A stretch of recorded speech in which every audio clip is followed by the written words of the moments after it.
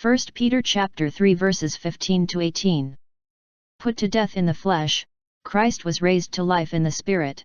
Beloved, sanctify Christ as Lord in your hearts.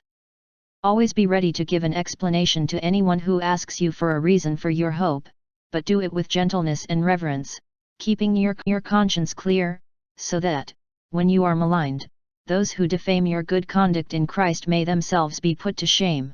For it is better to suffer for doing good, if that be the will of God, than for doing evil. For Christ also suffered for sins once, the righteous for the sake of the unrighteous, that he might lead you to God. Put to death in the flesh, he was brought to life in the Spirit. Peter is trying to get Christians to be loyal to God and the Scriptures. Often in our personal relationships we don't speak out on religious issues. Why? Because we are worried about offending others, or we are fearful of being called a religious fanatic. Who wants your child to become an alcoholic? Who wants your child have a trial marriage, a live-in partner without any lasting commitment? Why don't we object to these things? Many would say it is to keep peace in the family. In the final analysis we need to be God's voice, and His hand doing His work in the world.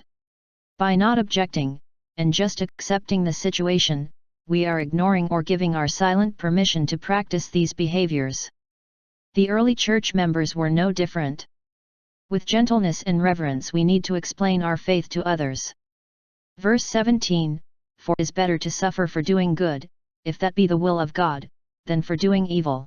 Verses 15 to 16, Always be ready to give an explanation to anyone who asks you for a reason for your hope, but do it with gentleness and reverence.